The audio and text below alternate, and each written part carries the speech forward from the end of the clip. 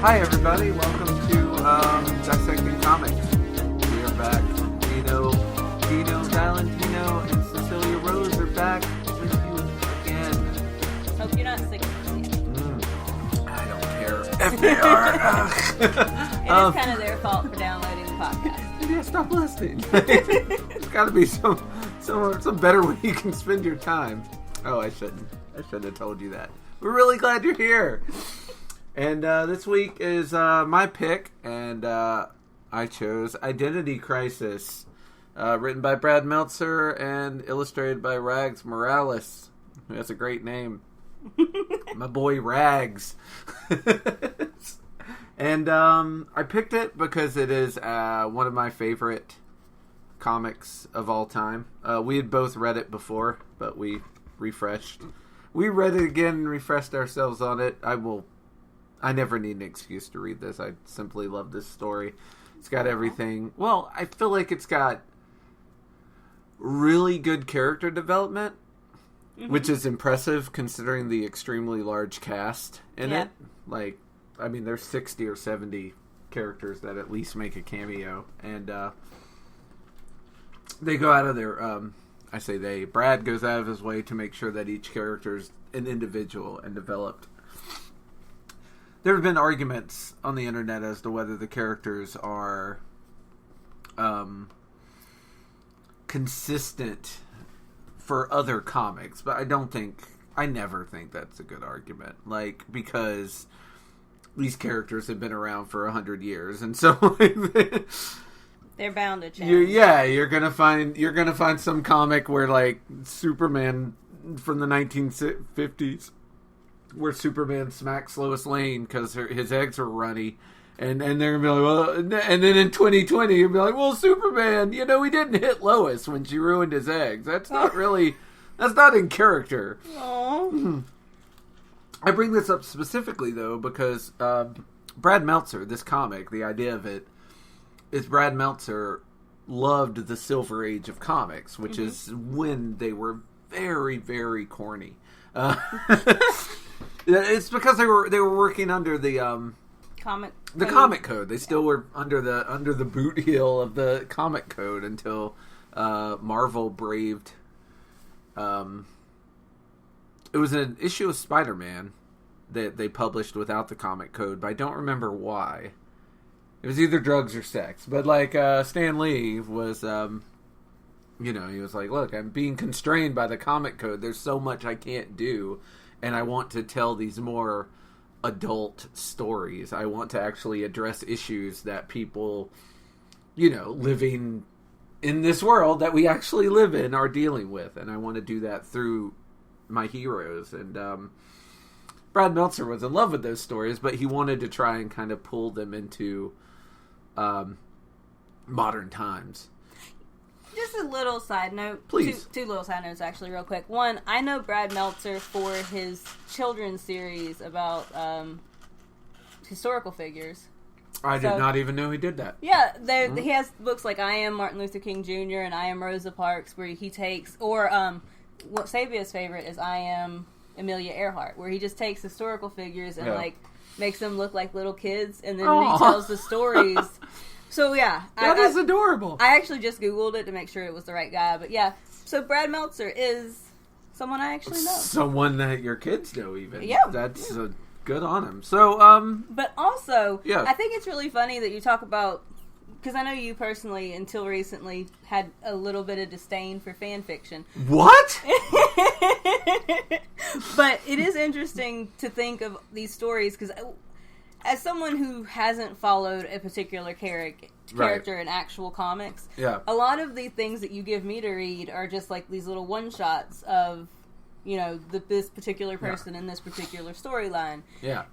A lot of it seems like fan fiction to me. I'm just saying, like... Well, DC has rebooted their universe so much, it might as well be. I don't know how much of Identity Crisis is still even canon, because they've rebooted 2 or 3 times since this. Yeah. And this was in, 2002 well, it's or just, whatever. And they change, alternate universes, and it seems to me like, I like this character, but I want to do this with them instead, or, it's just... It feels like fan fiction. There is a lot of, Like I want to make this character. What happens when Superman loses hope? Yeah. Or what is that? The Superman where he's from like Soviet Russia or something? Red Sun. Yeah. Yes. So like I feel I find in retrospect I find your disdain for fan fiction kind of hilarious. 2004 is the copyright on this. I was just looking it up while you were making fun of me. But yeah, this is for 2004. There's been at least 2 DC reboots since then. It's like the quote from you either die or live long enough to become the villain. Mm-hmm. Like comic books, they either die or they live long enough to become fan fiction because they rebooted the franchise. But what I've expressed my love of Identity Crisis, and obviously I'm going to do it for another hour here. But what was your impression of this when you read it the first time and when you reread it? Was it the same? Was it different? Did you remember it? I remembered it when it got to the part on the ship where the woman got raped. And then I was like, we are going to talk about that extensively. Yeah, I've seen this Trigger before. Warning. Yeah, definitely. No, yeah, I'm like, I've seen this before because that part I think stuck with me because it's a violence. It's horrifying. It's violence against women and it's terrible and also maybe a little played out. Do we have to keep raping people? Well, in 2002 was it played out? Fair enough. No, I have no idea. Probably yes. I'm going to go ahead and say probably. That's something I definitely want to discuss. Is, there's actually a couple of necessary? Things. Did we need it? There are a couple Could of we things have gone with something else? In that, yeah, but overall, like it's a good story. I like the art. I love the art. It's a very weird choice that Rags. Can I call you Rags? Decided to like make a lot of them look like celebrities. Like at the back he's got a thing where he's just like, oh yeah, I made this person look like Brad Pitt. I made this person look like Dick Van Dyke. Like Dick Van Dyke stuck out. Yeah. Like there's a whole list of Johnny Depp is Nightwing and Wonder Woman is Julia Strain and Green Lantern Hal Jordan is Pierce Brosnan. Yeah. But the art overall is really pretty. I like the story overall. Yeah. It's sad. Yeah, that's what I'm here for. Yeah. I'm here to bring the tears. I think what Rags does better than any other comic artist that I'm currently familiar with, feel free to correct me in the comments, but his mastery of facial expressions. Yeah. Like, the Elongated Man goes through an extreme amount of suffering in this, and like his thing is he's rubber. He's like Mr. Fantastic. He can like. I kept thinking of Stretch Armstrong. Yeah, or Stretch Armstrong, or any of those other rubber folks. But when he's in distress, he can't control it, and it like the way they have him, like when he's holding his wife, or when he's at the funeral, and he can't like keep his face together. Oh my god! Like that's way more. Like, and that's something that, to my knowledge, they did. Like, I don't know if that was a thing that the character always had, that when he cried, his face got rubbery. That's something that, I guess, Rags and Brad decided together would help move the story. And, man, it is hard. Like, it's so much more heartbreaking than just seeing someone crying. Yeah. Like, because watching someone cry... He can't hold it together. He can't hold it together in all ways. But yeah, like, I love how they break the fourth wall over and over again. Like, when they're talking about, like, at the very beginning... Go ahead, dive in. They're talking about how... oh, yeah, well, if you start the story with Batman or Superman, you know nothing's going to happen. But if you start with a couple of second stringers that nobody really knows, then things could be different. Yeah. And they do so good in this very first issue where Elongated Man is talking about his relationship and how much he's in love with his wife. I thought this whole thing with how much he was in love with his wife was the sweetest. So sweet. He is so freaking smitten. He's like letting her plan a surprise that he thinks he knows everything about. Like, yeah. He's just so in love, and it is adorable. Yeah, and he does the very funny thing where he's like, she's like, so how'd you meet? He's like, look, I won't sound sexist, but Martian Manhunter didn't ask me how I met my wife. Zatanna did. You did. Wonder Woman didn't, but just barely. Yeah, it was very funny. But yeah, it starts out with him and what's the firehead's name? Firestarter? I don't actually know her name. I'm the Firestarter. I knew it, but I forgot it. It's very Firehawk. There it is. Yeah, him and Firehawk are doing a stakeout, and he's only on the stakeout so that his wife can surprise him with this mystery. And he's like, there's a crate, and these two guys are trying to sell it to a supervillain named Bolt who can teleport. And while they're on the stakeout, waiting for this thing to move, he's he does a thing where she says that his nose tingles when there's trouble, and she says, "Oh, Green Arrow said that's just a gimmick," and he's like, "Green Arrow has a bald spot. That's why he wears the hat." Oh. Like burn. And then the whole time they're cutting between what right now and in the past. And that whole conversation between him and Firehawk is happening in the past. And you're also getting cutscenes with our other superheroes. There's a really sweet scene with Superman and his mom and dad where she's like, oh, I bet Batman's parents don't give him this much grief. And like, there's just an expression of him just like, you know what? You do your thing, Mom. Sorry. Like, you know what? This could be worse. Fine. Go ahead. You realize. And then his beeper goes off, and it's the JLA's like super something really bad happened beeper. So he freaks out and he tells her to lock the door, and he's gone. And then Nightwing and Starfire, and it's interesting where he's talking about how and I don't think it's here, but later he's at the grave of his parents, and he's like, yeah, it's something Batman taught me, is like not to forget what brought you into this world, but you don't have to do it alone. Like, he's there with that Starfire, is his ex from the Teen Titans. It's so sad to know that they didn't make it. Yeah, but they're still friends, which is... Dick Grayson kind of gets around in the DC universe. Yeah, he's a bit of a hoe. Mm-hmm. But they don't really play him as a hoe. Like, he always tries to make a monogamous relationship work, and it just doesn't, because I think, honestly, because he's got a little too much Batman in him. I was about to say, Batman's your father figure. Yeah. He did not emulate good relationship goals with you. And then you see Green Arrow and his son, and how proud he is of his son for knocking him on his ass. It's very sweet.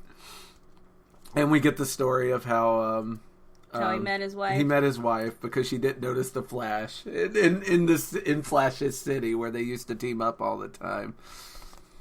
And he's like, yeah, he didn't go for Batman's dark and brooding. He didn't go for Hawkman's hairy chest. Like. Sue saw him. Yeah, it was me. It was always me. Yeah. And meanwhile, we get to meet, and I think this is the greatest thing to come out of Identity Crisis. I think this is where it originated. Is a villain named the Calculator, who's like a bad guy version of Oracle, who's like in constant contact with villains and sells them answers for 10,000 a pop. It's such a neat little villain. And it talks about his origins. He really did used to be a Batman villain who had buttons on his chest that he would press. Oh, God. His whole gimmick was like he could calculate a way to beat a hero after the hero beat him once. So basically, he's guaranteed to lose at least once. And then, of course, he didn't win the next time. Like, he just kept losing. And then he was like, I'm an information guy. I can do info, so I'm going to do that instead. Yeah, I feel like this is more dangerous than button guy. Yeah. Oh, gosh, yes. Like, this is information, man. Everybody wants it. And then we go to her, and she's looking around. We cut to his wife. Elongate's wife. Sue. And Sue is, she's wrapping up his little magnifying glass, yeah. Then we cut back to them, and they're watching the box, and the deal's going down.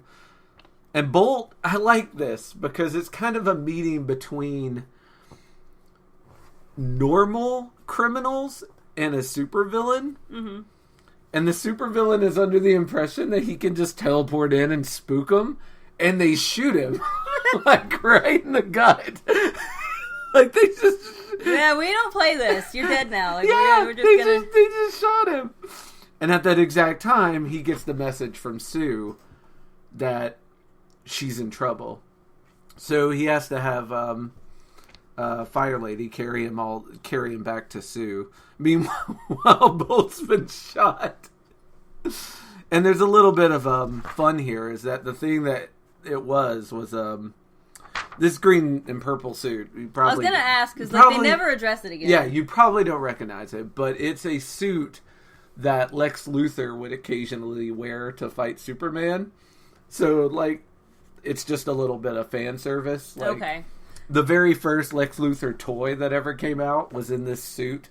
It's also the one he wore when he was battling the Super Friends in the old cartoon. So, it's really, again, it's paying homage back to those old Silver Age comics in the olden times. So, it's very funny that he was going to buy a suit of Lex Luthor armor. Yeah, I was kind of curious if that came to, like, if that was in something else because I didn't understand what the purpose was. I wonder if it'll show up later. I have no idea. But, well, it doesn't show up in the rest of this comic. No, it doesn't show up in this. But, like, this was one of those big DC events, so it had crossovers in the Flash. I actually have the Flash crossover part of this. But, so yeah, he comes back. And he finds out that his wife is dead. And also, she was pregnant. Like, It's just the double whammy. And there's a shot of him, like, mourning her. Like, a fire had started, so the sprinklers are on. So he's just soaking wet. He's got his arms wrapped around her. And, yeah, he's melting, basically. Yeah, God. This is... It's not the most emotional. And it's not my favorite panel. That's... another heartbreaking scene that's coming up a little later, but man, this is good stuff. It's good stuff. So that's the I believe that's the end of the issue 1. Yeah, that's the end of issue 1. I just want to make a random, angry feminist complaint. Absolutely, it's bothersome that the first thing they do is fridge the woman. I would say there are not a lot of strong female leads in this. Yeah. Like, it is not female-centric. Like, even of the big three, like, Wonder Woman plays less of a role than Batman or Superman. Yeah. And I think some of that's that no one ever bothered to write her any family connection, so, like, it's hard. This whole storyline is about how superheroes keep their families safe, or fail to.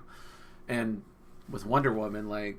I don't know, like, she's got family, but they're all super strong Amazons like her. Well, it's just, I noticed, especially thinking about it afterwards, that you hear about Sue, and you see, like, a page of Sue, and then Sue's dead. Yeah. And, like, outside of recounting her trauma, you don't really see Sue that much. Yes. And then they fridge her, and she's just motivation. Sue is a motivating force. Yeah. And through the whole story, like...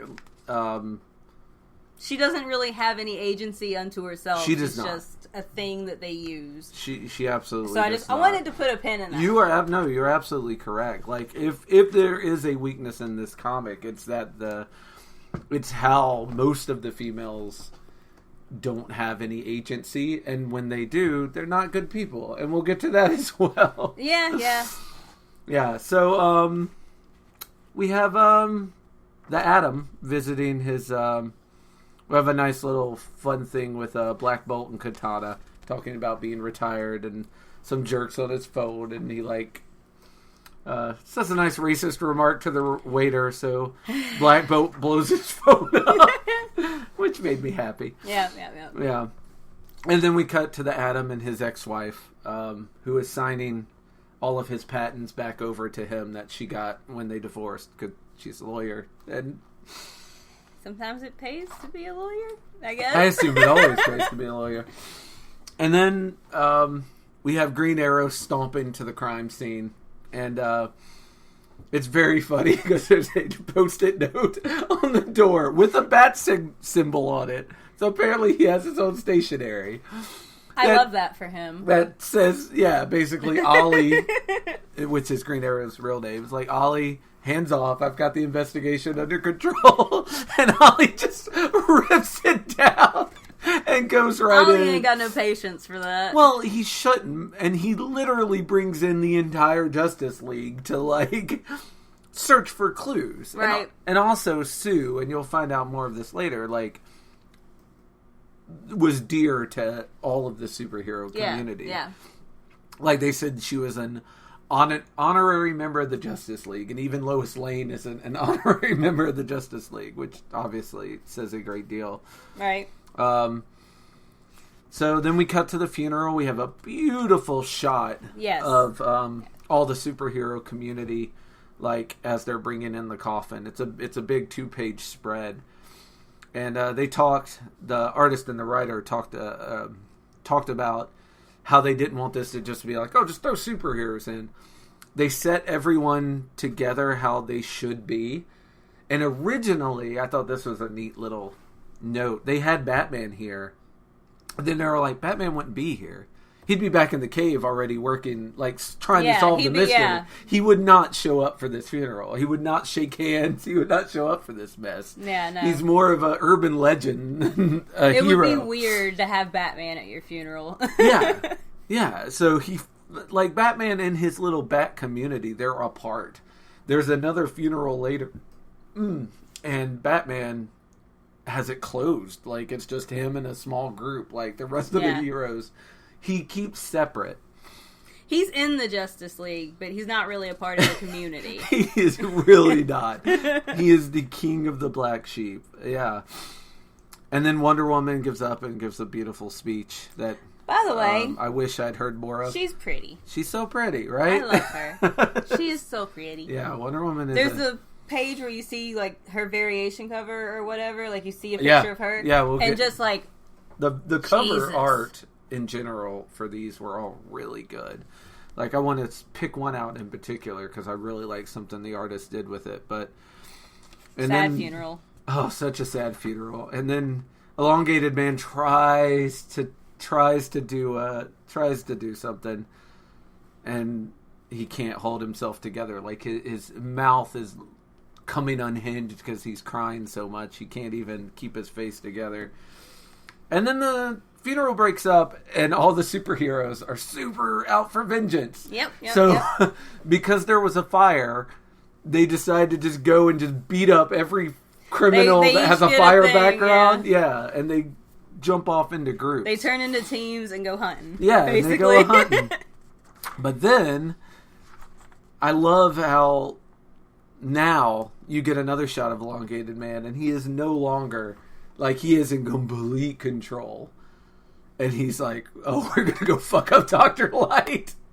And of course, us, at this point, we have no idea why. Yeah. And if you know anything about the comics, Dr. Light is like a third string villain that gets beat up by the Teen Titans. Like, that's his moniker. That's his thing. I didn't know that. Yeah, he's a nobody.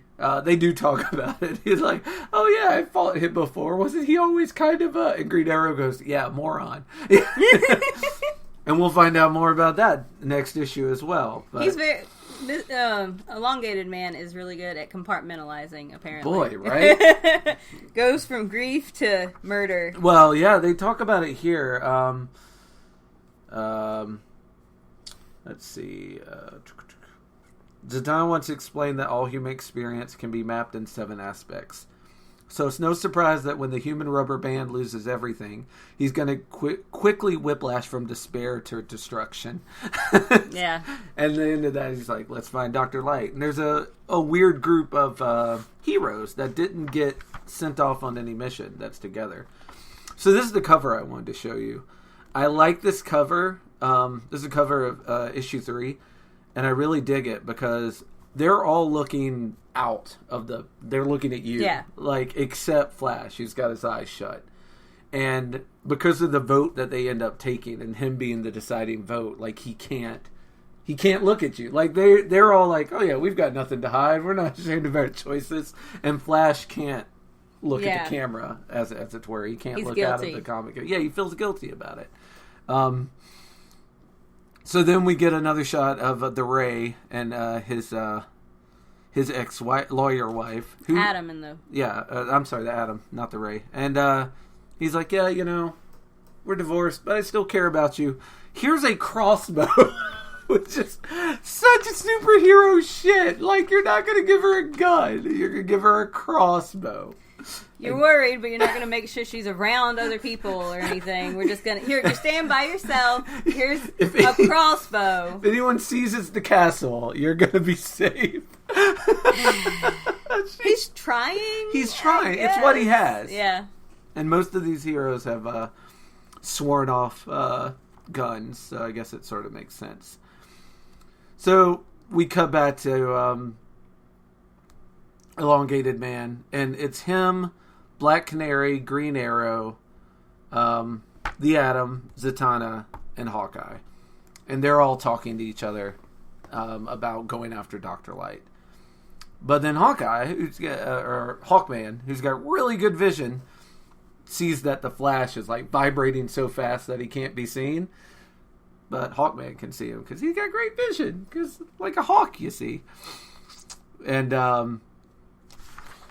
then Green Arrow punks out Green Lantern. It's like, Kyle, I see you too.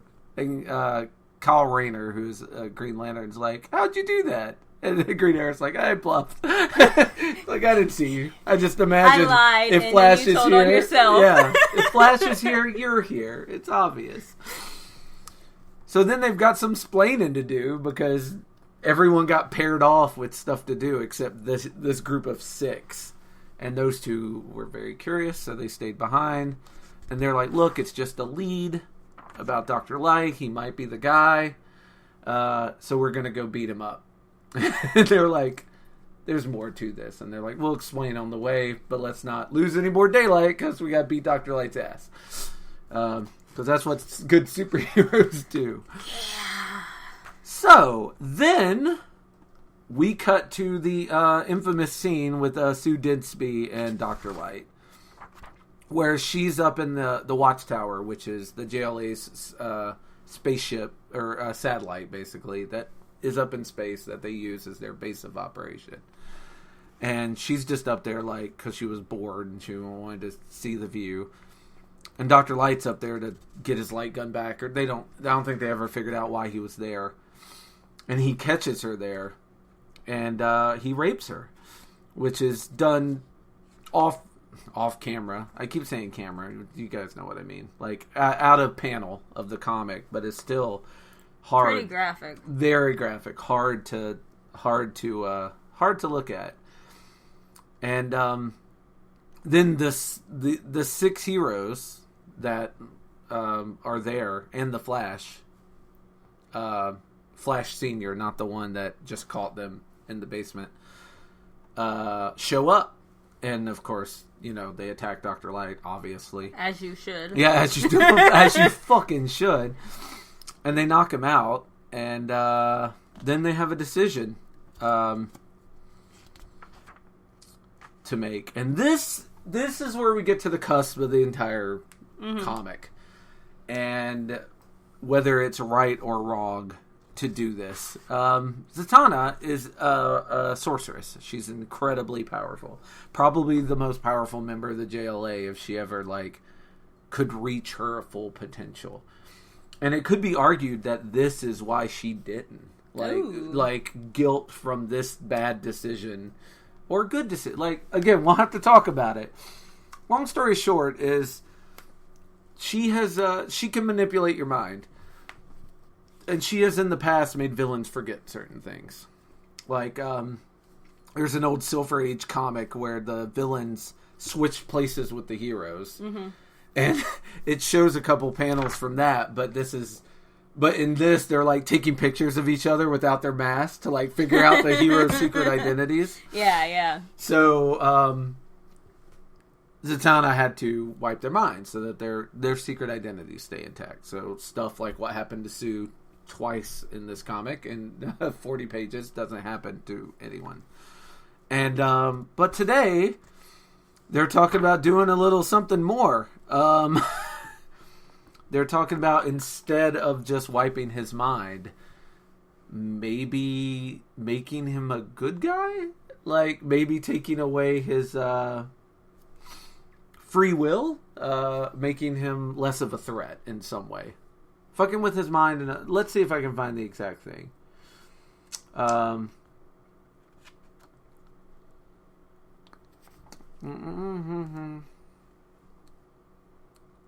Yeah, I'm not saying we take his mind away from him. This is Hawkman talking. Maybe Zatanna can, I don't know, clean him up a bit. And basically talking about, like, not a lobotomy, but just changing his character. About this is actually one of the bigger problems I have with kind of the crux of this comic. Mm-hmm. Thinking about it and actually like analyzing the story pieces, if you had a power that would allow you to clean someone up, right, in heavy quotations, why wouldn't you make him not a villain? Yeah. Like, well, it's not an exact science, and they don't cover it as well in this as they do in the Flash spin-off comic, because in the Flash spin-off comic they did it to one of Flash's villain called the Top. And the Top can actually do mind stuff, manipulation as well. And the Top actually started doing what Zatanna was doing to other people. Because they made him a good guy, and his mind couldn't handle it because he's not a good guy. He's a bad guy. Right. And he started they saying that criminality is inherent, though. Like, I'm just kind of curious because when I was thinking about this after reading it, the question of is what they're saying, or maybe it's just that Zatanna's powers don't work like this, but like, is what they're saying that criminality is inherent, so the best that you can hope to do is maybe make them less evil? Or is it just that you can't address everything that would make someone a criminal, which I think would maybe be also a good use of the Justice League's time if we're going to actually... Well, I think I think, where Zatanna's power is concerned, I don't think it's an exact science. In fact, there's a part where she talks about how she's not sure if she can do it. Like, she'll try, but she's like, I may leave him a vegetable. Like, I don't know what's going to happen. And they ended up making him still a villain, but kind of a dumber one. Like, he wasn't as good with his powers. His schemes were less grandiose. He was less rapey.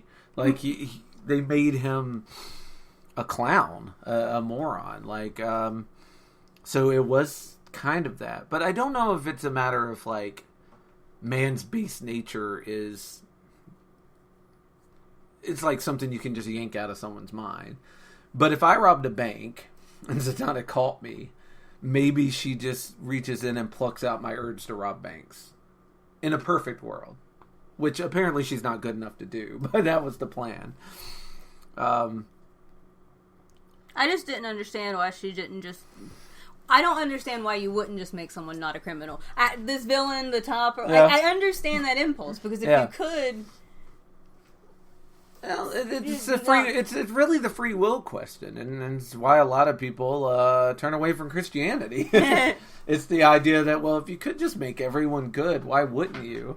That is a question that I have. Well, that means you would be with Hawkman, the Atom, and Zatanna in this argument, who are pro. Let's just start digging around this dude's mind. I'm not... Green Arrow, Green Lantern, and this is Hal Jordan, Green Lantern, who is dead in this comic universe, as is the Flash, who is also here at this time. And Black Canary are on the nay side. And then you have Flash in the middle to be the deciding vote. But I'm sorry, you were saying? Well, no, it's just, I'm not sure that I would approve of just digging around in someone's brain, but if you decided that you're going to do it anyways, I don't understand why you wouldn't try to do something that would be more impactful or more... If you're thinking, oh, me trying to take this out of him could turn him into a vegetable, why wouldn't you just try to, like, fix him? Like, if you could... Well, I assume that was the goal. And they didn't quite succeed. Okay. They just made him dumber. But we'll get to the actual... Because right now we're just at the vote. Yeah. So we'll get to the actual lobotomy part in a minute. We do a quick cut to another satellite in space. The evil satellite. Yeah, the satellite that used to belong to the Injustice Society.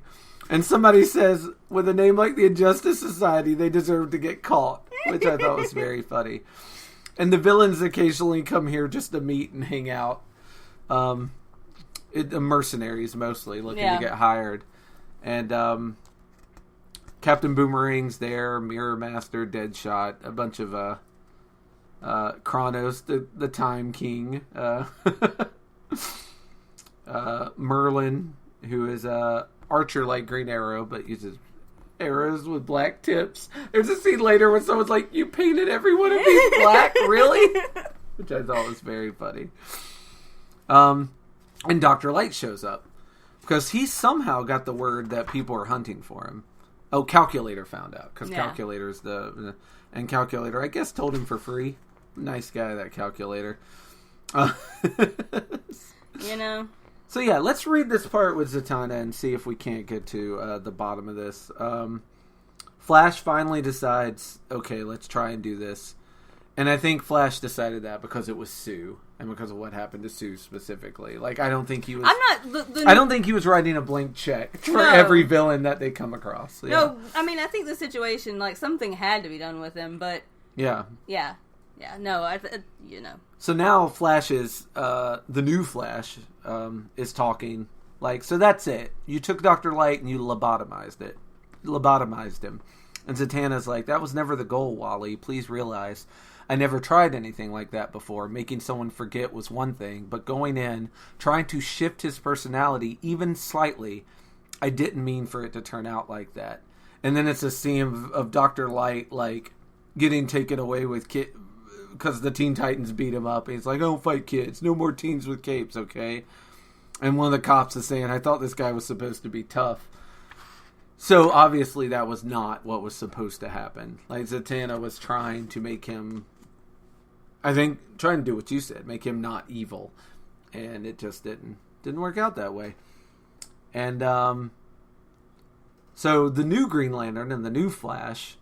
are basically giving them all grief about it. And they're like, we can fight about the moral quandary of this later. Like, we need to find Dr. Light. Yeah, we got a job right this second. Yeah.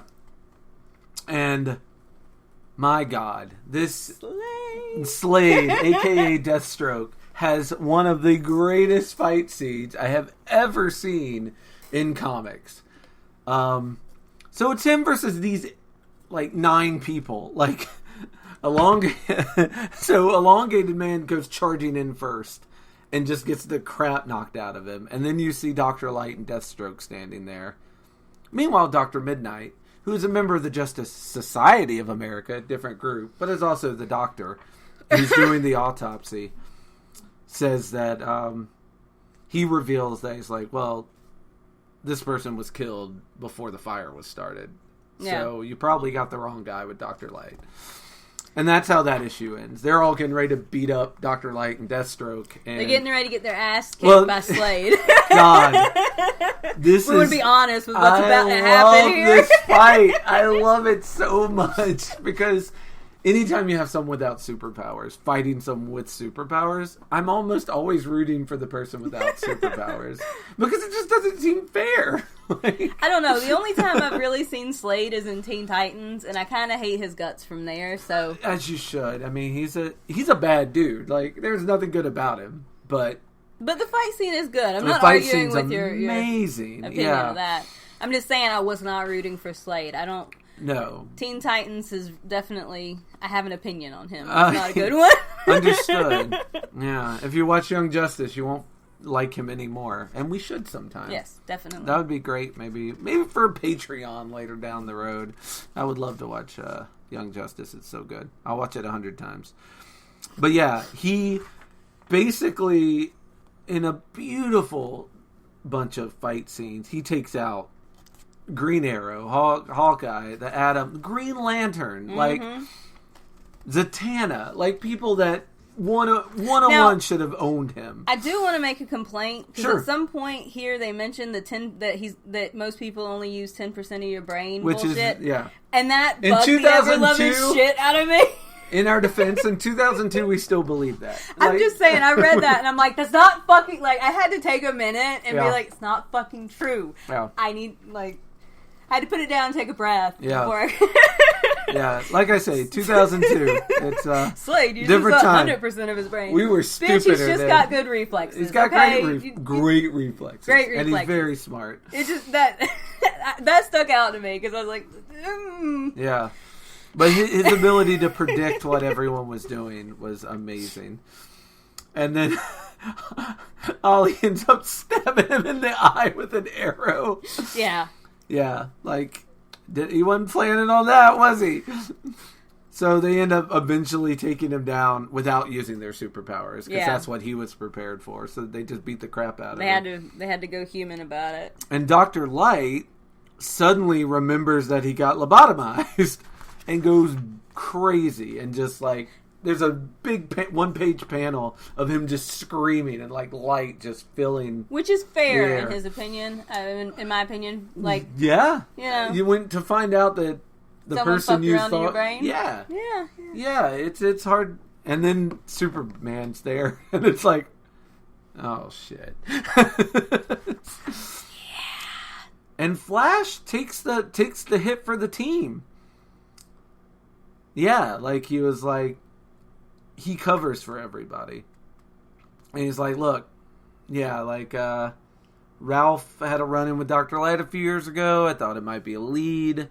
I wanted Ralph's the elongated man, by the way. I wanted him to have a chance to take Sue's killer down by himself. And Superman's thinking like, well, if it'd been Lois, yeah, I get it. I'd want him to be there too. It's fine. It's cool. So then they're still talking, and he's like, all right, well. Then he explains why they did it. He talks about how Batman, Superman, and Wonder Woman kind of leave before the cleanup. Like, they don't think about those things. And it's up to, like, people like him and Zatanna to, like, clean up their mess, which feels very projectile and making someone else responsible for your actions. Yeah. Like, oh, I had to do it. Superman's he doesn't do it. Which, by the way... Yeah. And this part where he's talking about, you're not listening, Wally. It's always been... I feel like Superman heard him. I don't think... Here's the thing. I think that's what they want you to think, but I don't think so. Because I don't... Superman's hearing works in that he has to aim it. He has to try. Like, otherwise he would hear all sound all the time. It'd drive him crazy. Like, every time they talk about Superman as a boy, there's always when he has to get his hearing under control and figure out how to focus it and drown out things. I think this is Ollie's perception. Because, here's the thing. Like, let me see if I can... So...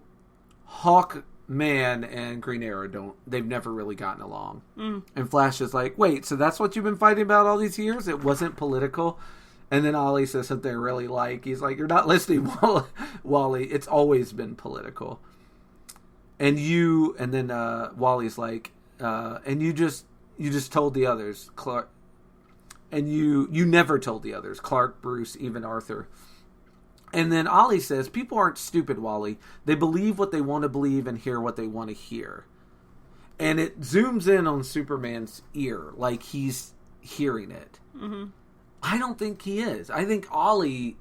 Thinks he is? Well, I think Ollie wants Superman's approval of what they do. So he is implying that... Oh yeah, Superman signed off on this. He just doesn't want to know about it. He doesn't want to get his... But is that who you know Superman to be? The Boy Scout? I can't imagine him compromising his morals and just being like, oh, I don't hear that. I don't hear that. Like that. That's a good Superman. read of that, actually. I assumed that he heard it, and to be perfectly honest, I kind of assumed that Ollie was right. Yeah. I just can't square that with who I know Superman to be.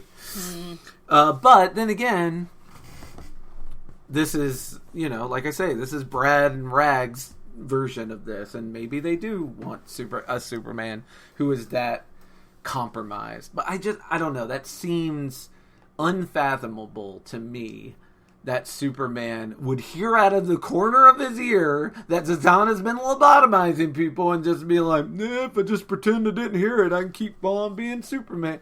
That doesn't feel like something Superman would do to me, personally. I mean, that's fair. I can see what you're saying. But I definitely think the panels are leading you to think that. But I think the panels are from Ollie's point of view. And that Ollie wants to believe that Superman actually knows what's up and has tactically. And later he does the same thing about Batman. He's like, Batman's a master detective. You think he doesn't know what we do? And I'm like, you know what, I feel like Batman does, though. You think Batman does? I do. Interesting. I did. I mean, I can see Batman being compromised way more than I could see Superman. Yeah, Batman, as long as he's not shooting someone with a gun, he'll do a lot for the mission. But I could also see maybe Superman thinks that there might be some truth in what Ollie's saying, that they don't stay to clean up. Yeah. He goes back to... Yeah, it could be a guilt thing that causes him to they gotta do it their way, because I'm gotta go stop this bomb from falling, yeah. But I don't know if that's what that is. Or if maybe you're right. Maybe it is all from Ollie's perspective, and he... Maybe I just want to believe that because I want Superman to be a little less tainted than that. And that's fair. And Batman as well. Because Batman also, and we'll discuss it later, he comes back and catches them in the middle of this lobotomy, and he is not cool with it at that point. So I can't imagine he would just suddenly be cool with it later. I think Ollie just wants him... He wants the big three to be down with what he's doing, and I don't think they are. I don't think they're aware, personally. I mean, that's fair, and like that, I hadn't read it like that, so that is a good. I think that's a good read of it. It might be, or it might be me twisting myself into knots to keep Superman the Boy Scout that I want him to be. I'm not sure, but we'll get through it and we'll come to a final consensus, and then that'll be right, and all of you will know the truth. Then we cut to Calculator and Captain Boomerang. It's a very cute scene where Captain Boomerang has a son he's scared to talk to. Yeah. And Calculator, who isn't... I mean, he's a bad guy, but obviously he's loyal enough to Boomerang that he gave him all this information for free. Yeah. Which is against his fucking philosophy. And he's trying to urge him to do the right thing. Yeah, he is being supportive. Yeah. He is actually being like, hey, you should probably talk to your kid. He is... being decent, which is weird, but and then we cut to Tim Drake, who is Robin, and he comes back and he got a black eye from one of his teammates during a fight with the Mad Hatter, which is very funny. And he tries to cover it up with makeup, but his dad immediately notices, and they have what I'm assuming is one of 100 talks about, are you sure you should be Robin? It's dangerous out there. And as a parent, I get it, Poppy. Yeah. It's okay, yeah. Yeah.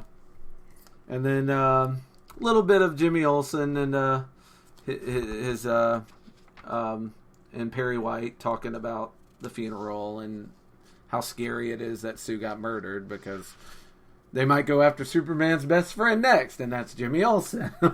So, yeah. And then we cut to the Ray's wife, and she is being hung. So, Adams. Adam. I'm gonna keep calling him Ray, and I apologize, and I will keep calling Hawkman Hawkeye. This will happen multiple times. That's a great cover. That's beautiful. Yeah, especially when the end of the last episode is the Adams ex-wife getting hung with a noose, and the cover of the next one is Wonder Woman holding up her golden lasso of truth in a noose shape, which I fucking love. I just love that juxtaposition picture. Is very good. It's true too. Yeah, that's a badass lady right there. It sure is. Yeah. So then there is a just amazing art scene of the Atom jumping through the phone line into the rope and busting it apart, and they do it in 20 different panels, and it's really pretty, so pretty and so well done.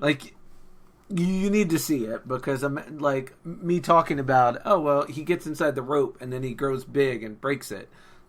that does not do justice to like this set of scenes. It's one of the best series of action shots. It's right up there with the Deathstroke fight. It's just a beautiful action shot, and it's just him fighting a rope. Because if you think about it, that scene with Deathstroke, that's the only real fight scene in this thing. It is a very dialogue-driven story. Yeah, no, this is very people-focused. Yeah, it's very character-focused, which I'm a huge fan of. Yeah. So he brings her back, and he's an atheist, but he ends up praying right at the end that she'll wake up, which is very sweet. You sounded a little sarcastic. It was a little, for me, it's like, oh, the atheist prayed. Like, you can't fucking have an atheist without them having a come to Jesus moment. It's a bit exhausting for me. This is it's tired. It's been done bit. I love this comic, but there are a few things about it I would change. That's fair. Like, I don't know. See, I don't know what I would have done about the rape scene, because it had to be something huge to make them all of a sudden decide we need to possibly change this guy's entire personality. Did anyone ask Sue? But that's a very good point. They did not. They took her straight to the hospital. So she wasn't even there for that. And I doubt that they ever talked to her about it afterwards, because obviously it was a huge moral quandary, and the less people you involve in that, the better. But, yeah, no, I don't think Sue... Okay, I'm going to count that as also a knock against the story. No one talked to the person who's actually most affected. Possibly died without ever knowing what they did, quote unquote, for her. Yeah. Okay. Yeah. So now they're searching. You once again have Green Arrow and Mr. Miracle, who is an escape artist, and Superman are looking through her apartment. Trying to figure out, who did this not thing. And once again, they kind of end up barking up the wrong tree. They go to a prison. Why We Need Superman by Lois Lane. Yeah. And not at all biased article about, because he's great. Yeah. She didn't write that about someone she knows personally and has an invested interest in. I feel like that is not... As long as we're talking about moral gray areas, I feel like look, not writing a news story like that, and not right out the beginning setting out that you have a bias. It's a little shady. I just think that's funny, actually. But yeah, no, moral quandaries. Should you write fluff articles about why your boyfriend is necessary for the survival of your city? Yeah. No. Just gonna guess no. But yeah, then they bark up a couple of wrong. Who's the dude in the jail that they went and saw? Who was that? He was actually in the first Suicide Squad movie for a hot second. They killed him really quick. Nah. But yeah, he was. Let's see, what was his name? You found Cobra? Yeah, Cobra is kind of like a Slipknot. Okay. Is his name. He's basically like a rope-themed supervillain. He's very lame. But Cobra is kind of a religious cult that exists in the DC universe that's always trying to summon demons and take over the world. Oh. Yeah, like cults like do. You do, yeah. Yeah. And so it's funny that he found them while he was in. And they're like, yeah, cut it out with the fake lisp. You don't have a lisp. You don't have to roll your S's. I know you're in the cult now, but that's dumb. But they question him and find out nothing. And the only thing these people have in common is they all seem to be former members of the Suicide Squad. Speaking of the Suicide Squad. And so that's the new clue that they're hunting for. And meanwhile, we cut to a couple villains, which I love because they're playing Risk. And the one that's from the future is like, he'll roll double sixes. Mirror Master will capture France. Like, he's like barely paying attention because he's already seen the outcome of the game. If you were a villain and you could see the future, I feel like there's no excuse for still being a villain after that. Well, he's even saying, he's like, oh, I've seen the future. I know we win in the end, so don't worry about it. It's all fine. But I like it because they're all talking like, some of them are like, yeah, I'm glad these guys are getting screwed over. And then others like, that's going to be bad for all of us. Yeah, they will eventually get to our name. The heroes are out looking for blood. And unfortunately, That's us. Yeah. We get another scene where Captain Boomerang finally works up the guts. Actually, no, his son talks to him. Yeah. He never worked up the guts. The kid came outside. Which is very cute. And he gets in the car and he's like, hey, I want to go throw boomerangs. Which is adorable. He's trying to bond. He is, and I think it's very sweet. And Batman, who is like, I don't think it's the Suicide Squad because they have nothing to gain. Like, who benefits from this? That's the question. Yeah. And then we cut to some people that are benefiting. Calculator's business is up, and Captain Boomerang is bonding with his son now. Tim Drake, a.k.a. Robin, is actually staying home to hang out with his dad. And so on and so forth. So then we cut to a brief scene with Hal Jordan, who used to be Green Lantern. So he was there when they made that fateful decision. Now he's a character called the Spectre, who is kind of a otherworldly spirit from beyond the grave. Kind of the Ghost Rider of the DC universe. Okay. He's a spirit of vengeance. And Green Arrow basically called him to be like, hey, you know who did this, so tell me so I can put an arrow in their face. And he's like, that's not the way it works. I can't do that. And then it's kind of cute because Green Arrow's like, so when you coming back? You know, as superheroes, we don't ever stay dead. Now George's like, yeah, I'm working on it. Yeah. I'll be back. Don't worry about it. He's like, I'm trying to get out of this Spectre gig. And then Lois Lane gets a letter that says, Lois, I know who your husband is. You're next. And the S in husband is the Superman symbol. So, another possible victim. As we go into the saddest, God bless us. Sad. We go into, a very sad. So this is, I like this because of, I like Deadshot a whole lot. Mm-hmm. And he has a really cool bit in this. So basically, a bunch of the heroes, as we explained before, are beating up guys who are in the Suicide Squad, which includes Deadshot. And it's a really cool scene where Kyle Rayner, the Green Lantern, puts a green box around Deadshot, and Deadshot basically fires a bullet into his own throat, just so that he'll drop the box. And as soon as he does, Deadshot just shoots him in the face and runs off. Which I love that he's willing to give himself a tracheotomy to get away. And it doesn't work because Superman is right there. But you gotta admire. That's some devotion to escape. And then we just cut the scenes of basically superheroes roughhousing, kind of ignoring the Miranda rights of various supervillains. They're vigilantes. In their quest for justice. None of this would hold up in court to start with. Yeah.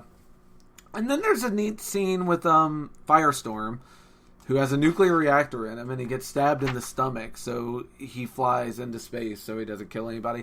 I think that's just setting up a Firestorm comic later down the road. Meanwhile, the Atom, not the Ray, goes to check on his ex-wife who got hung, and they end up making out, so it looks like they might be getting back together. Yeah, man, this was a very sad bit. But I assume it's going to lead to him coming back or a new Firestorm being chosen or something. But yeah, he gets stabbed. And he goes kapooey in the sky. Yeah. I always gave the kid crap, but he's a pro. Vixen said he didn't even hesitate. Which I like because we see it, and he did. But she tells Ollie he didn't, which I think is kind of sweet. Yeah. He was a hero to the end. Which, shit, I wouldn't. I get that. And then we cut to Captain Boomerang and his son practicing with boomerangs. Mm-hmm. And it turns out that the kid's got super speed. He accidentally throws a boomerang too close to his father, and he flies in and saves him. He runs really fast and grabs him. And he's like, who's my real mom? Why do I have super speed? And we don't find out in this comic. Again, they always have to drop these little seeds to get you to pick up issues of The Flash or Green Lantern or whatever to find out this other stuff. Or Kid Boomerang. Yeah, Kid Boomerang. his adventures continue in the Flash comic. Okay. But yeah, then we have a heart-to-heart with Tim and his dad. It's even harder now because, all these families of people are getting hurt. And he's like, you're Batman's family, Robin. You're in great danger. Yeah. Not really realizing that extends to the people you know. Yeah, exactly. But they do have a sweet parting where he says, definitely go. And he's like, thanks, Pop. And he says, I'm proud of you, son. Like, he ends up making I don't know. I don't even want to say the right choice, but he tells him he can go. Yeah, it is Yeah, this whole scene is he comes in after Tim's left, and there's a box on his kitchen table that he didn't recognize, and it says Jack Drake, which is Tim Drake's dad, and the R is the Robin symbol. Yep. So it's very similar to the note that was written to Lois. And inside is a gun. It says, protect yourself. Hey, at least somebody got a gun. Yeah, right? Not a crossbow. Not a crossbow. You know what? If it'd been a crossbow, we could have solved this case a little quicker. Yeah. But we'll get there. So he immediately calls Oracle, and he's like, yeah, something horrible's happening. I really don't know what's going on. And this is the most heartbreaking bit, even more so than Sue's murder or rape. The thing that happens to this child, and to Batman, because this is Batman failing. They're in the Batmobile, and Oracle's like, you need to get back to Drake's house. Like, something bad's going down. And you just see Tim just losing his shit in the passenger seat. And Batman's like, no, this is not going to happen again. Like, yeah, not again. Ugh. Like his eyes. Ooh, I'm getting teary-eyed just looking at it. Because again, the artist, his mastery of like facial expressions is the best of any comic artist I've ever seen. Meanwhile, Captain Boomerang's son is getting a message on his answering machine. And he's basically saying like, oh man, I got this one gig, and once I do this, I'm back. I'm back, baby. You and me, we're going to hit the big time. Father and son, Boomerang Bros. And so then you have this great shot of both Tim and Captain Boomerang's son yelling out Dad at the same time. And you realize that Captain Boomerang is coming to kill Drake's dad.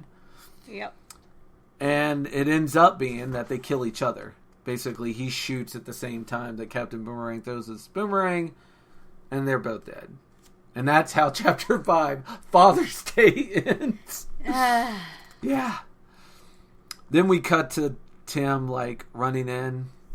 Just stripping off his Robin stuff. Jesus. And Batman is basically yelling, Tim, if the police are there, you got to take the costume off. Yeah. And so it's kind of, and I don't even know if I fault him for this, because it's not just, it depends on his motivation. Because if Batman's like, you're going to compromise our mission, then you're kind of a dick. Yeah, you're kind of a dick. But if it's like, you can't handle the world finding out you're Robin right now while you're dealing with this, then it's a good reason.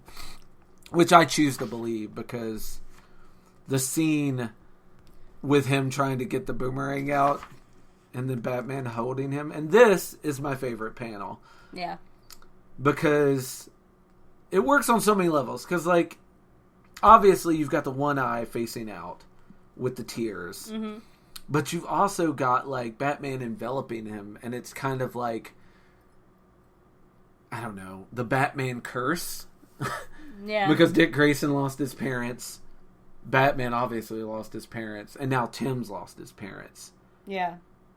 So it's almost like the curse is enveloping Tim, too. Even as Batman's trying to comfort him. And it's like, it's kind of like Batman created this. Yeah. Sort of. Like, it's not his fault, obviously. Obviously, no, yeah. But yeah, like, if he had not picked him as Robin, this would not have happened. So Robin is being swallowed up by the Batman legacy of death and, like, orphanhood. And it's heartbreaking. It's... Well, but I also think to a certain extent it shows that, like, even though it is terribly heartbreaking... Yeah. at least, like, one, Drake had been able to actually spend time with his dad. He left on a good note. Yes. And there is someone there for him. Yeah. And I mean, obviously, like, all of the whole Bat family will be there for him. It's Batman was all alone. Yeah, exactly. And that's what this hug is like. More than anything else, this hug is kind of Batman being like, you don't have to go through this alone just because I did. Like, that's not something you have to do. And then there's a really good scene where Captain Boomerang's son tries to come and see his father. And basically, like, the CIA is like, no, you can't. Because I know what happens.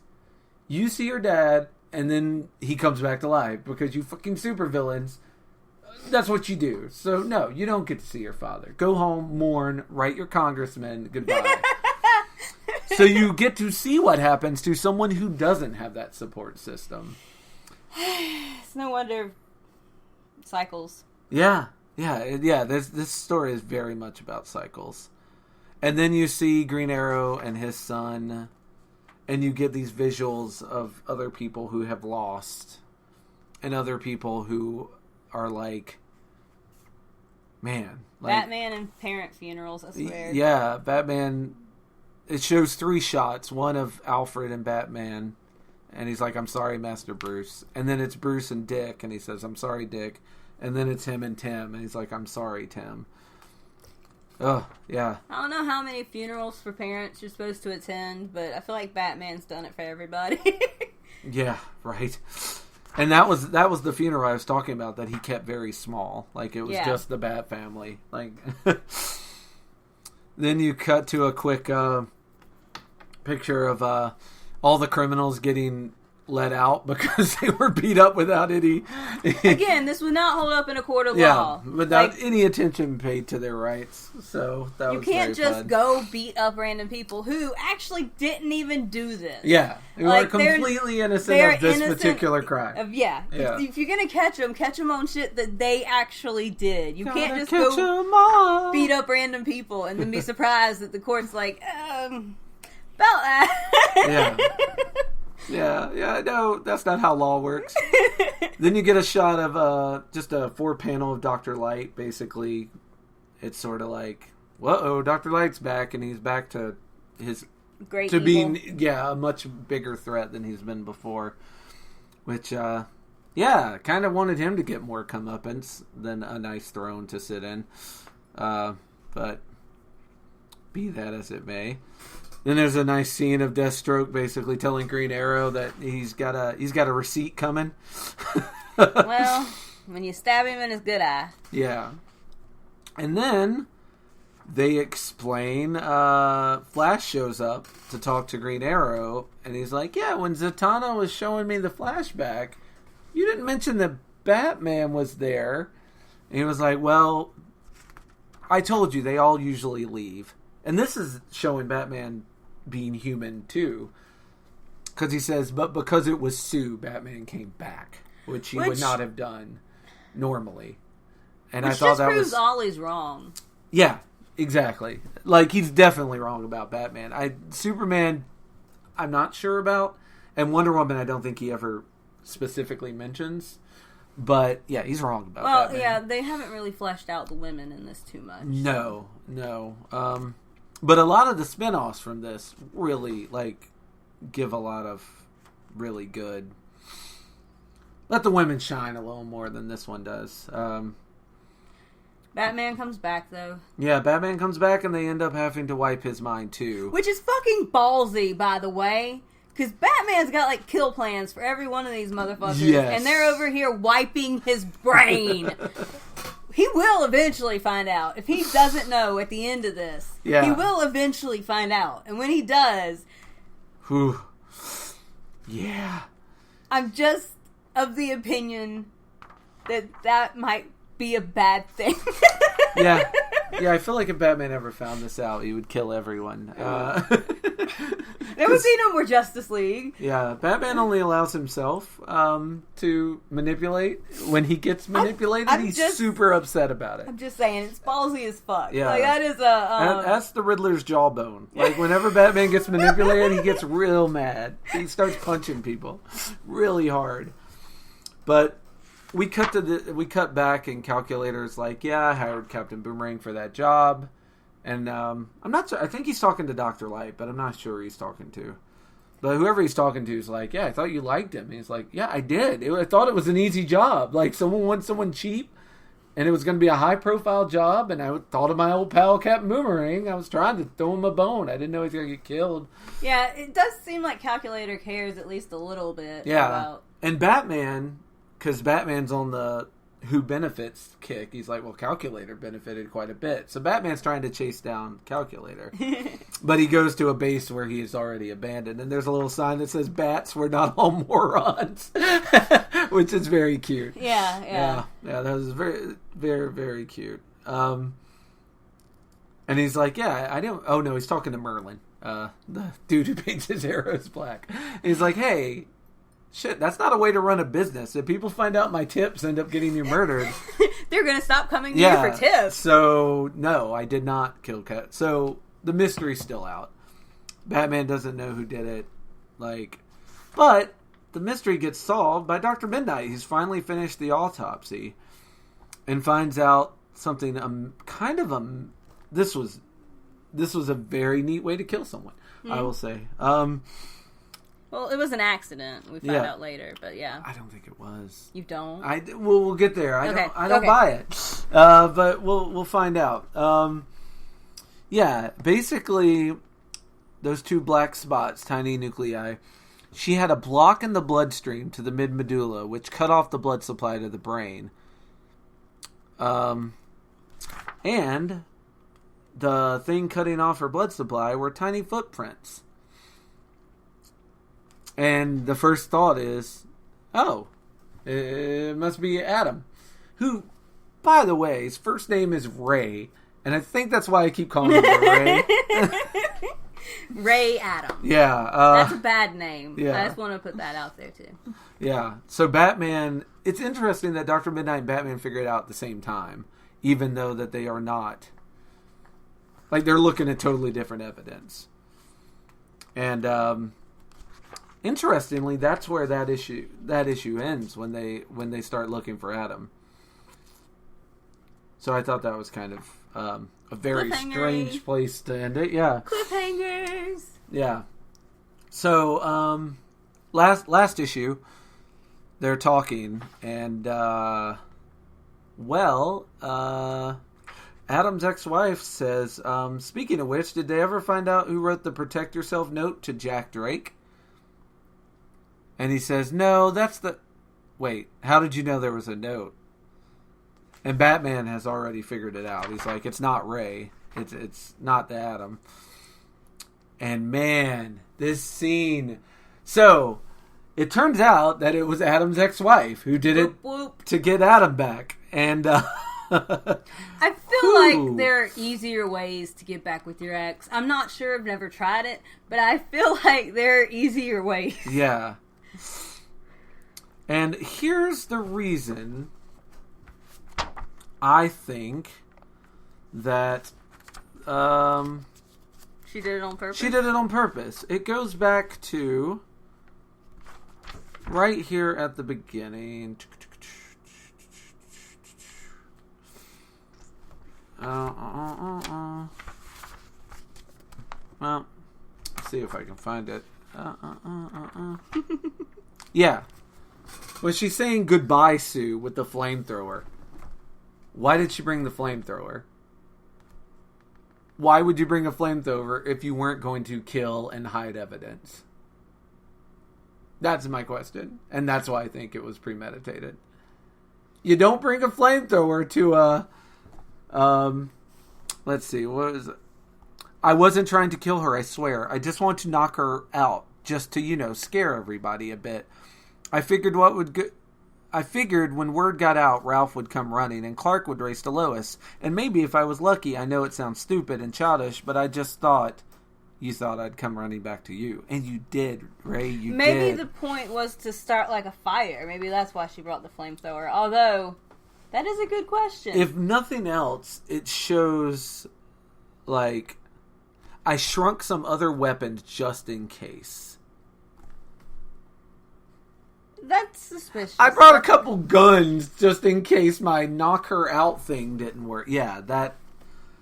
And here's the thing. Even if she was just going to knock her out and then start a fire, who's to say that, like, you still don't lose Sue in the fire? Like, even if she didn't kill her on purpose, she obviously didn't give a shit if she died. That's true. Yeah. I don't understand why this was the route she chose to take to get back with Adam. Yeah. Because I do feel like... Because, hell, he references at the start of the story with her when he's signing the papers that he still loves her. Yeah. Like, he was... It wouldn't have been that difficult to get back together. Yeah. Yeah, if she had just, like, asked... Hey, I miss you. Yeah. Maybe can we try again? We can go to therapy like normal people. Or I can accidentally kill a friend who everybody loves. Yeah. I mean, when I first read this, I really liked the reveal because it was very surprising. But I felt like there were enough clues that I was like, oh, yeah, okay. But you're right. Like, as far as how you get someone back, that's a weird way to go about it. I mean, it's a surprise. It was surprising. And it does answer the who benefits question very well. It does, but I feel like it feels a little convoluted because they really very comic booky. You have to forgive the medium. It is very comic booky. It struck me after reading it that like she's still in love with him and he's still in love with her, and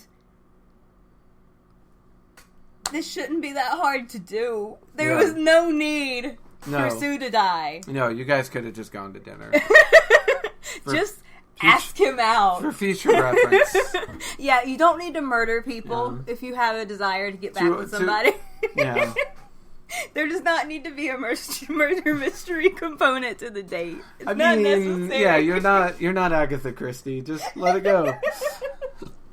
Yeah, but then it ends... He commits her to Arkham, which I think shows he holds a grudge. Yeah. Because you could have put her in any asylum, anywhere. Although I guess if you kill a supervillain, or a superhero, or threaten their family, I guess you have to go to the high security asylum, not the regular asylum. She knows all of their secrets, though. Is it really a good idea to put I would not put her in a cell next to Scarecrow and just let them chat. That seems wrong. They always break out of Arkham. It is like the place where all the villains... Swiss cheese of asylums. So we're just going to put this lady who knows all of your secrets with the people who want to kill you a lot. Yeah, they must have taken her tongue out. Or had Zatanna go to work on him. Well, that ends well, too. We've seen how that goes. But it's a really sad scene of him walking out of Arkham Asylum, and he's just shrinking down every step. The only thing I know right now is I need to get out. This is Adam talking. And get away by myself. My ex-wife killed one of our best friends for me. I've never felt so small. And it's like, even the words are getting smaller as he's just fading away. And then no one's heard from him. Like, he's gone. Yeah. Which is fair. Yeah, right? Take all the time you need. And, like, I like that the girl that was with Elongated Man in the first issue is, like, quitting the business. Mm-hmm. But then Black Bolt and Katana are talking about getting back in the business. So, and then I like that Ollie's talking to Elongated Man. And he's like, I still can't believe she's gone. And he's like, talk to her. Listen to me, I know. Talk to her, Ralph. She can hear every word. And then I think this is Dick talking, but he's like, Tim, pick up, please. Pick up. I know you can hear me, Tim. I know. Poor look at Tim. He's just crumpled up in a mess. Like, ugh. Yeah. Yeah, super heartbreaking. And then Green Arrow and Flash have one last talk where they kind of talk about the importance of the mask to keep their family safe, which I totally get. And it ends on some much more hopeful notes. Superman's still got a good relationship with his mom. It's very sweet. They show a couple scenes with them, and Batman, the JLA is still up there, and they're still having meetings, and everything seems okay, but Flash is still struggling with it. Which, if you want to know how he handles that, there's a whole comic. There's a whole comic of that. The epilogue fucking wrecked me. Oh man, yeah, it was. Whew. Yeah, there's a epilogue with a elongated man, and he's talking like Ollie told him to. He's talking to his wife, and yeah, it just ends with him turning off the light and saying, "I love you too." And the very last thing is Ralph and Sue Dibney, husband and wife, which is also how it starts, if I remember correctly. Like, the whole time they're talking about the relationships between characters. Like, the very first thing is, 30 minutes till now, Ralph Dibney and Lorraine Riley, co-workers. So, like, the whole time you're getting connections between the characters, and it ends with those two, husband and wife. And, oh, so sad. That whole bit, because he's still talking to her, he's grieving. I'm going to assume, since it's a superhero and it's tragic, he's going to be grieving forever. Probably. And it'll be a part of him. I mean, I don't know how you get past that, really. Because, man, imagine if one of your exes killed one of your best friends. It's really funny? They do all this talk about the masks and keeping your identity secret from the outside world. Yeah. The person who caused all of this trouble wasn't someone from the outside. No. It was someone from the inside. Yes. All of those masks, although understandable, are ultimately useless. Well, they're useless against the interior threat. Like, obviously they keep you safe, in theory, from someone like Dr. Light or Deathstroke. Like at the end where Deathstroke threatens Ollie, like he threatens him at work. He threatens him on top of a building. He doesn't threaten him in his bedroom. Like it's sort of one of those, what is that, like the theater of safety? Yeah. It's one of those things. Yeah, that's accurate. Yeah, like it makes you feel safer, and to some extent maybe it'll stop someone. Yeah, it'll stop the villains that don't know who you are. But it doesn't actually make you safe. It does not. Much like having a gun to protect you from home invaders, but the person most likely to shoot you with that gun is a loved one. Yeah. So, why you got that gun? It's to feel safer. Yeah. But, I feel like comic books are always trying to justify the mask. And they're always trying to justify the secret identity. It's just something that I feel like comic writers are very insecure about. So they're always going back to that well and being like, here's why we need alternate identities. To a certain extent, I do understand. And it is nice. I feel like that worked better before everyone had social media and a phone in their or a camera in their pocket. Seems like it'd be a lot harder to keep now. But I do think ultimately this is actually a really good case study for why that doesn't work. Yeah? Yeah. Well, it doesn't work if you let the wrong people inside your bubble. But she didn't start out as the wrong person. She started out as somebody's wife. The thing that... Yeah, that's true. Like, she it's not like she was pretending the whole time to be a good guy so that she could figure out who these people were. They got divorced for some reason. Probably I imagine being with a superhero actually kind of sucks. You think so? Yes, I do. As a person with anxiety, no. You would constantly worry. I would not be having a good time. I would be in it for the fringe benefits. Like if I was dating like a female version of the Flash, being able to go eat at like a fancy French bistro actually in France anytime I wanted, that'd be awesome. Yeah, like, but then you gotta worry about the crazy supervillain with mind control powers who's gonna like... Only if you worry. I'm not a worrier. It's not about... I hate you. Not about... It's fair. I'm not a worrier. I wonder what that's like. Well, you have to have a dead heart. It makes it so easy. You never care. It works great. Now, I imagine that dating I'm like the calculator in this universe. I feel like it would be awful. I could see getting separated. And here's the thing, like, maybe they did get divorced for a reason. Maybe she's secretly really terrible. I don't. I was joking. I don't think that's a thing. But she wanted back together with him because she was still in love with him. Yeah. Although, how the fuck you get to this scheme to do it? Well, she was obviously, like, off her rocker. Like, you see, this is, goes the crazy face? Yeah. Man, she has a good crazy face. And at she's first... like, there's an actual panel where she's like, oh, come on, you're not mad at me about this, are you? And you're just like, oh my god, she is gone. Well, I think it's really neat because before they reveal it's her, speaking of crazy faces. Sure, give me some crazy face talk.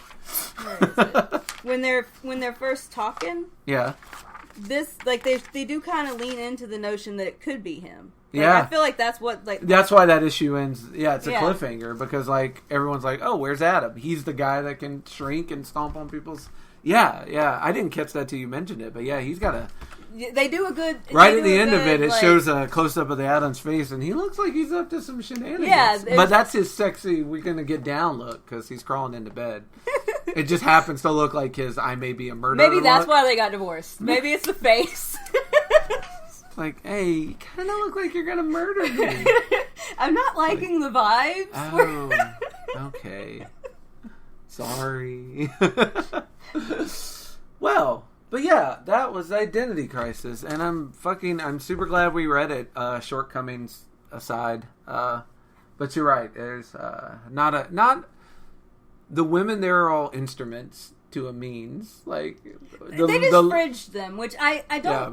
I don't think destroys the story on principle. But it is sad. But it also think how much better it could have been if Zatanna had more to her character. If Sue, I just think it should be acknowledged. Yeah, absolutely, and I also think that if those characters had been more fleshed out, because what I like about that is how well fleshed out the characters are. Yeah. But I'm talking about the guys. The females are not fleshed out well. But, no. But I meant, like, if you had taken those writing chops and applied them to the women... Maybe we could have gotten more about why Sue did what she did, as opposed to just... Because as it stands, it's a good twist, but it doesn't, to me, make much sense. No, you need more. What led her to that thought process? Yeah, it's kind of very sudden. Mm-hmm. Like, bam, Sue! Have you always been a supervillain? I mean, going back to what I'm sorry. Sue's the victim. I'm sorry. What's you're name? right. Yeah, the wife. Dempsey. Not Sue Dempsey, but the wife. Yeah, Adam's wife. But yeah, have you always secretly been a supervillain? Like, well, I'm a lawyer, so yes. That's what it is. This is a thing against lawyers. Yeah, that makes more sense. Anti-lawyer propaganda. All right. Well. I feel like that's a good place to end it for this week. Next week or next 2 weeks. I still have no idea if we're going to do this bi-weekly or weekly. But next time we meet, whenever that is, we're going to be doing Cecilia's Choice. Codename Sailor V. Which I know nothing about. So I'm going to learn so much next week. Hey. You're going to have to take the reins and edumacate me. I can do it. Woot. Until then, take care.